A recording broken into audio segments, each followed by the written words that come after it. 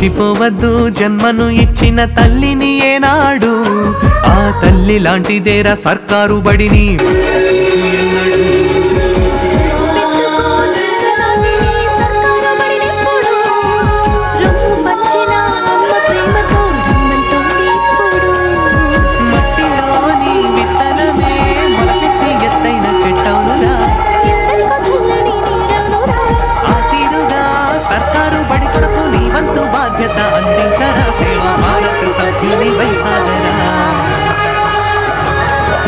మర్చిపోవద్దు జన్మను ఇచ్చిన తల్లిని ఏనాడు.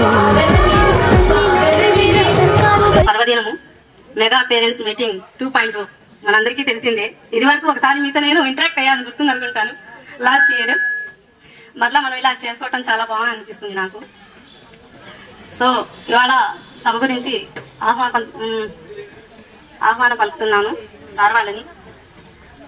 అధ్యక్షులుగా శ్రీ కుర్రా శ్రీనివాసరావు గారు, HM SAVR ZP school Edlapalli master గారిని సాధారణంగా కరచాల ధ్వనులతో ఆహ్వానించాము.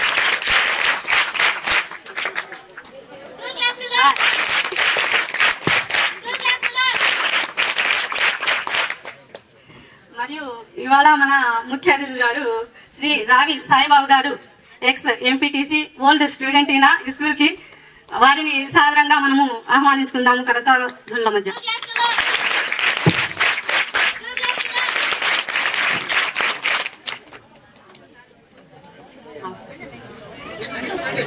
ఓకే, నెక్స్ట్ శ్రీ సల్మాన్ గారు, ఎంఈఓ చుండూరు. వారిని సాధారణంగా ఆహ్వానిస్తున్నాము. అందరూ కరచాల ధ్వనులతో వారిని ఆహ్వానించవలసిందిగా కోరుచున్నాను.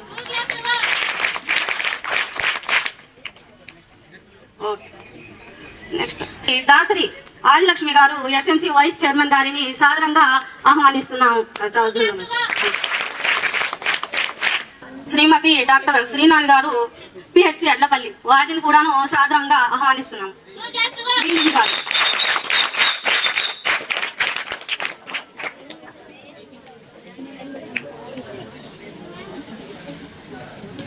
శ్రీమతి శకుంతల గారు, ఐసిడిఎస్ సూపర్వైజర్ గారిని కూడాను సాధారణంగా ఆహ్వానిస్తున్నాము కరచాల ధ్వనుల మధ్య.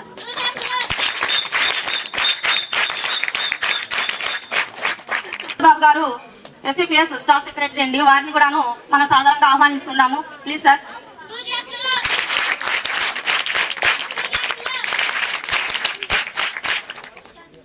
కోరుచున్నాను సాధారణంగా ఆహ్వానిస్తున్నాం.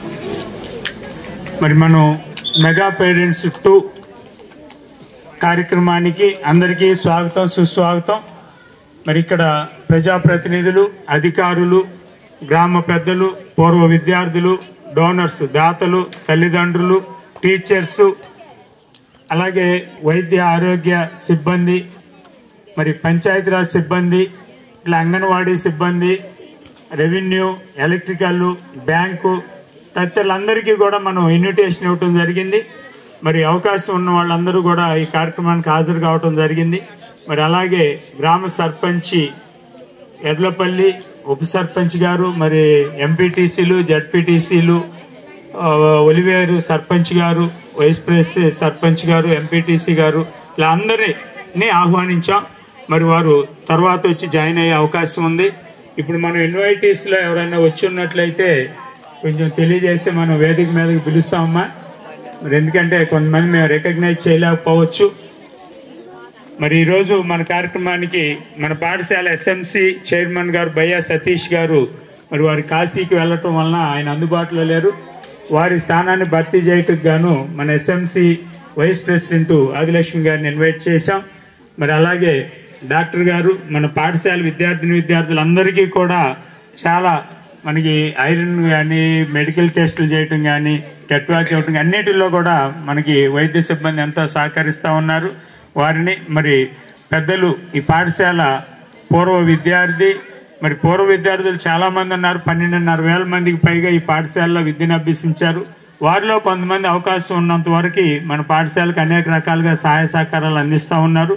మరి నేను వచ్చి 2 years అయింది. గత 2 సంవత్సరాలుగా మన పాఠశాలలో తరచుగా మన పాఠశాలలో జరిగే కార్యక్రమాలన్నింటికీ చేదోడు వాదోడుగా ఉండటం, మరి అలాగే ఆయన సొంతగా కొన్ని నిధులు ఖర్చు చేసి గతంలో కూడా అనేక మరి కన్స్ట్రక్షన్స్ ఇక్కడ కార్యక్రమాల్లో సార్ పేరు కనపడుతుంది.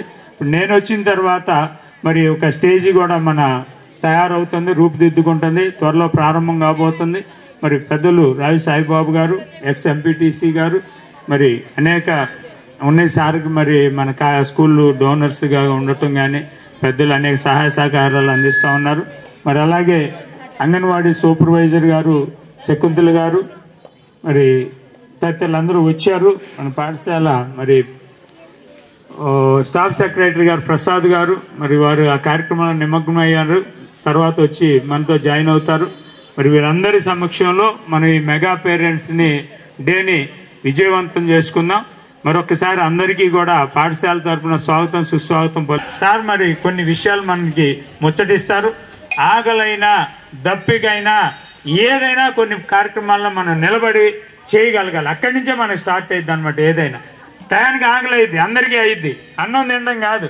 నేను మీకు ఇంతకుముందు కొంత ఒక చిన్న స్టోరీ కూడా చెప్పాను. దాన్ని మనం తట్టుకోవాలి, నిలబడాలి.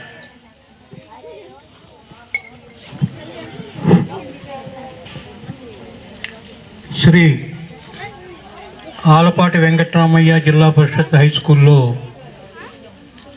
ఈనాడు జరుగుతున్నటువంటి తల్లిదండ్రులు, టీచర్సు ఆత్మీయ సమావేశానికి హాజరైనటువంటి తల్లులందరికీ,